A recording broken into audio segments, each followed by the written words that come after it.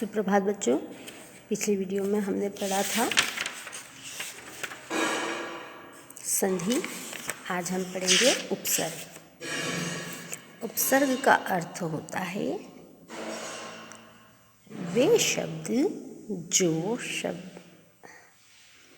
शब्दांश के आगे आकर उनका अर्थ बदल देते हैं, उन्हें हम उपसर्ग कहते हैं। और शब्द कितने प्रकार के होते हैं? 3 प्रकार के शब्द 3 प्रकार के होते हैं। रूढ़ शब्द, यौगिक और रूढ़। रूढ़ शब्द अर्थात जिनका हम खंड नहीं कर सकते, अर्थात टुकड़े नहीं कर सकते। यौगिक शब्द रूढ़ शब्दों के योग से जो शब्द बनते हैं उन्हें यौगिक शब्द कहा जाता है। और रूढ़ शब्द अर्थात ऐसे शब्द जो अपना अर्थ न बताते हुए किसी और शब्द के अर्थ की ओर हमारा ध्यान आकर्षित करते हैं। जैसे त्रिनेत्र अर्थात 3 नेत्रों वाला। 3 नेत्र किसके हैं? भगवान शिव के। तो यहाँ त्रिनेत्र से संबंधित 3 आँखों वाला या 3 नेत्र वाला मतलब भगवान शिव। इसी प्रकार रूढ़ शब्दों का प्रयोग भाषा के मूल रूप से किया जाता है। अब शब्द के अंत में शब्द या शब्दांश का योग करने पर भी यौगिक शब्द बन जाते हैं। अब आ जाएंगे हम उपसर्ग पर। जो शब्दांश किसी शब्द के पहले आकर उसका अर्थ बदल दे या विशेष अर्थ प्रकट करता है उसे उपसर्ग कहता है। उदाहरण के लिए देखेंगे हम अति उपसर्ग के प्रयोग से बनने वाले शब्द हैं। देखिए अतिरिक्त, अतिशय, अत्याचार। इस प्रकार उपसर्ग मुख्य रूप से 3 प्रकार के होते हैं, तत्सम, तद्भव और उर्दू वाले। तत्सम उपसर्ग वे संस्कृत के वे शब्दांश जिनका प्रयोग शब्द के आरंभ यानी शब्द की शुरुआत में किया जाता है। जैसे प्र का अर्थ होता है आगे, तो उससे निर्मित शब्द कौन से हो गए? प्रकार, प्रख्यात, प्रयोग।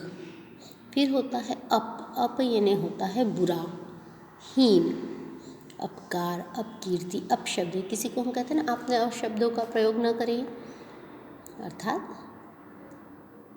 गलत शब्दों का प्रयोग न करें। अनु यानी होता है पीछे, आप हमारा अनुकरण करिए, या जनता देश के नेता का अनुकरण करती है।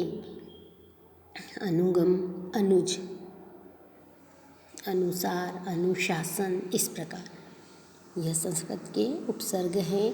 अप, प्र, अनु, अव, नीस, जिनका आपको पास में अर्थ भी दे रखा है और उनसे निर्मित कौन से शब्द होते हैं वो भी दे रखे हैं।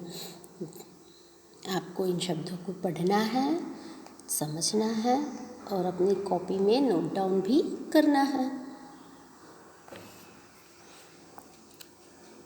फिर देखिए विशेष, आप कैसे जोड़ेंगे?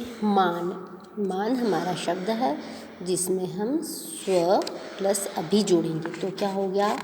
उससे क्या बना? स्वाभिमान। स्थित, सु प्लस वी प्लस अव, तो हो गया सुव्यवस्थित। इस प्रकार हम हिंदी के उपसर्गों का प्रयोग करेंगे। और का अर्थ होता है अभाव या निषेध, जैसे अकाल, अथाह, अधर्म, अजर, अछूत।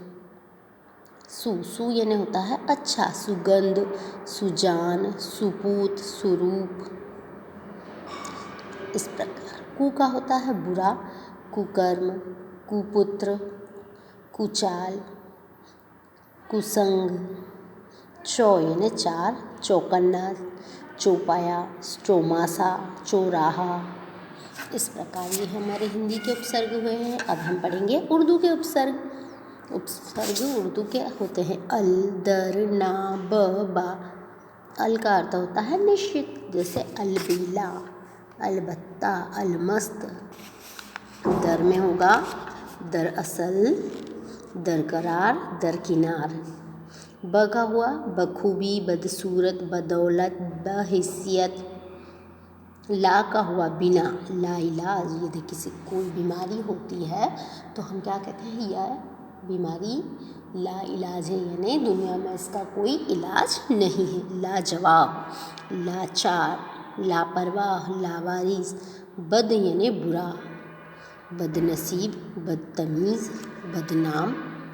कम यानी हीन या थोड़ा, कम अक्ल, कम उम्र, कमसीन, कमज़ोर। इसके अलावा कुछ अन्य उपसर्ग भी होते हैं अन्य, जैसे बिला, सर, हम, हर आदि उपसर्गों का भी प्रयोग किया जाता है। जैसे हमसे हो गया हम सफ़र, हर से हुआ है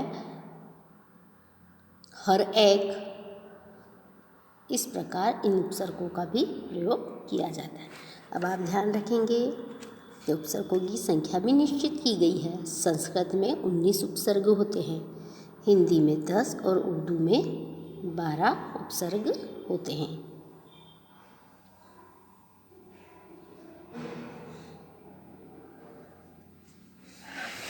आज हमने क्या सीखा? वे शब्दांश जो शब्द के शुरू में लगकर उनके अर्थ को बदल देते हैं उपसर्ग कहलाते हैं। इसके 3 भेद होते हैं, तत्सम, तद्भव और उर्दू। ये 3 तरह के उपसर्ग होते हैं जिन्हें हमने आज पढ़ा और समझा।